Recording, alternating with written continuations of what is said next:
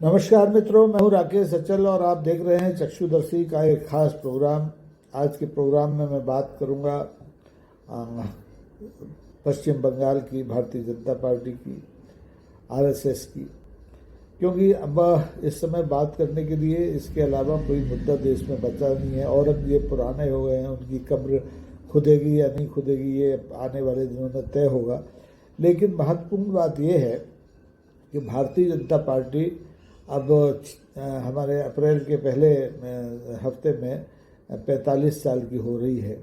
और इन 45 सालों में सबसे महत्वपूर्ण का बात यह है कि भारतीय जनता पार्टी ने जो रास्ता 1980 में अख्तियार किया था वो आज तक न छोड़ा है, न आने वाले दिनों में छोड़ने वाली है।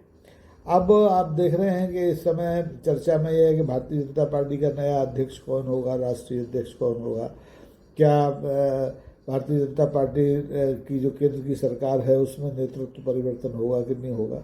ये बात की बात है। अभी तो ताज़ा बात यह है कि भारतीय जनता पार्टी आने वाले दिनों में बिहार और पश्चिम बंगाल, अब तो बंगाल ही है, पश्चिम और पूरब क्या, बंगाल में विधानसभा चुनावों के लिए भी उसी फार्मूले का इस्तेमाल करेगी जिस फार्मूले का इस्तेमाल करके भारतीय जनता पार्टी ने 1980 में अपनी यात्रा शुरू की थी।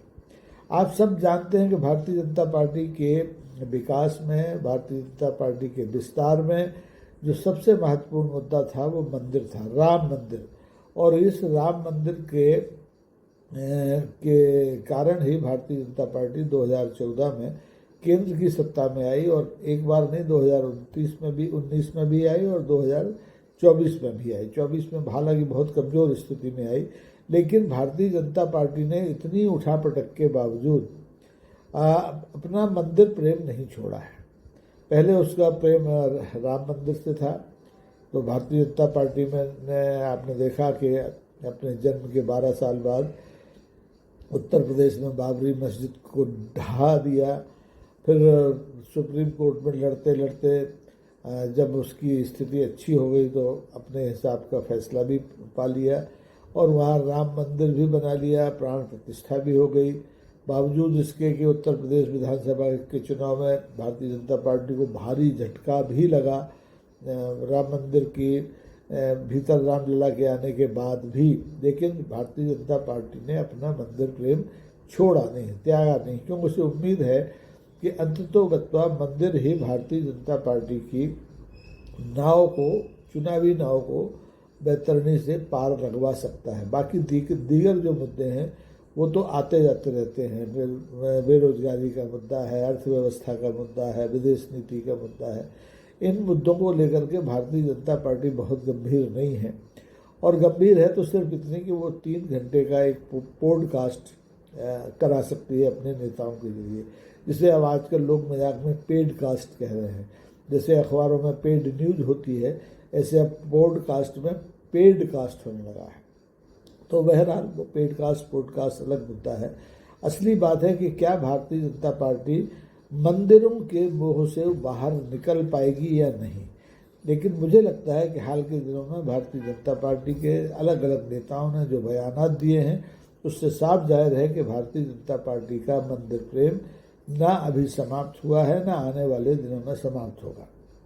आप देखें उत्तर प्रदेश में राम मंदिर बनने के बाद और पिछले दिनों महाकुंभ, 144 साल बाद जो बड़ा महाकुंभ हुआ जिसमें आधे देश ने, 60 करोड़ से ज़्यादा लोगों ने स्नान किया, उसके बाद उत्तर प्रदेश की सरकार अब उसके एजेंडे पर मथुरा का मंदिर है। मथुरा में श्री कृष्ण जन्मभूमि का मंदिर है।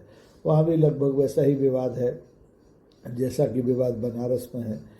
बनारस में आप देखते हैं बाबा विश्वनाथ के मंदिर के बगल में एक मस्जिद है, ऐसे ही मथुरा में भी कहा जाता है कि है। और बाकी जगहों पर तो भारतीय जनता पार्टी की सरकार और भारतीय जनता पार्टी और उसके अनुषंगिक संगठन लगातार ये प्रयास कर ही रहे हैं कि कैसे मंदिर नीति को आगे बढ़ाया जाए। संभल का मामला आपको याद ही होगा, वहाँ खुदाई हो रही है। ज्ञानवापी का मामला आपको याद होगा। और सबसे ताज़ा उदाहरण यह है कि बिहार विधानसभा चुनाव की तैयारी शुरू होते ही मंदिर का राम भारतीय जनता पार्टी के नेताओं ने अलापना शुरू कर दिया है। माननीय मोदी जी हाल के पिछले दिनों आपने देखा मॉरिशस में थे, वहाँ के नेशनल डे के अवसर पर वहाँ भी से ही उन्होंने बिहार विधानसभा चुनाव के प्रचार का आगाज कर दिया। वहाँ भी राम मंदिर की बात हुई, वहाँ भी महाकुंभ की बात हुई, वहाँ भी गंगा जल की बात हुई। और अब भारतीय जनता पार्टी के जो संकट मोचक हैं, सबसे बड़े 2 नंबर के नेता हैं, इनको कहते हैं केंद्रीय गृह मंत्री अमित शाह साहब, उन्होंने घोषणा कर दी है कि अब वो बिहार विधानसभा चुनावों को देखते हुए बिहार में डेरा डालेंगे और बिहार की अस्मिता, बिहार की पहचान को बढ़ाने के लिए सीतामढ़ी में माँ सीता माँ का भव्य मंदिर बनाएंगे। अब देखिए, इस तरह की घोषणाएं चुनाव के वक्त करने का सीधा सीधा मतलब ये होता है कि आपकी जो भारत का कानून है, भारत के निर्वाचन के जो अधिनियम हैं, उनमें कोई भरोसा नहीं है। कायदा ये है कि आप चुनाव के वक्त जात पात धर्म इन सब की बातें नहीं कर सकते हैं। आप अपने प्रोग्राम बताएं, लेकिन अब आपका तो कोई प्रोग्राम है ही नहीं सिवाय इसके कि आप मंदिर मंदिर का राग अलापें, मस्जिद मस्जिद का राग अलापें, औरंगजेब की कब्रें खोदवाने की बात करें। आप विकास की बात तो सबसे बाद में करते हैं। जब लोग मंदिर मस्जिद से उगने लगते हैं तो बीच बीच में आप विकास की भी बात करते हैं, लेकिन असली एजेंडा आपका जो होता है वो मंदिर ही होता है। तो बिहार का विधानसभा चुनाव भी इस बार मुझे लगता है कि भारतीय जनता पार्टी वहाँ जो मुद्दे, स्थानीय मुद्दे हैं बिहार के, जातिगत गणना का मुद्दा है, आरक्षण का मुद्दा है, इन सबको बलाए ताक रख के सीता माता के मंदिर के नाम पर जीतेगी, जीतना चाहेगी। इसीलिए आप देखें कि वहाँ पर मध्य प्रदेश के जो एक नए नवेले धर्मशास्त्री हैं बागेश्वर के, उनकी बड़ी बड़ी सभाएं कराई जा रही हैं और संयोग है कि उनकी सभाओं में नेताओं से ज़्यादा भीड़ आती है और इस भीड़ को वोट में बदलने का काम भारतीय जनता पार्टी को करना है। उसके लिए उन्होंने अभी से सीता माता के मंदिर की बात करना शुरू कर दी है। बंगाल में अभी चुनाव दूर है, कहने के लिए विधानसभा का चुनाव दूर है, वहाँ चुनाव होगा मेरे ख्याल से बिहार के बाद में, लेकिन वहाँ भी जो भारतीय जनता पार्टी के नेता हैं, प्रदेश अध्यक्ष हैं, शायद शुभेंदु जी हैं, उन्होंने ये कहना शुरू कर दिया है कि भारतीय जनता पार्टी विधानसभा चुनाव से पहले नंदीग्राम के सोनाचूड़ा एक क्षेत्र में भव्य राम मंदिर बनाएंगे। अब राम मंदिर बनाने का और विधानसभा चुनाव का क्या रिश्ता हो सकता है, इसका आकलन आप लगा सकते हैं। उन्हें वहाँ की ममता सरकार जो है, तृणमूल कांग्रेस की जो सरकार है, उसकी रीति नीति, उसकी उपलब्धियों, उसकी अनुपलब्धियों, उसकी असफलताओं से लेना देना नहीं है। वहाँ तो सीधा सीधा उनका हथियार है राम मंदिर।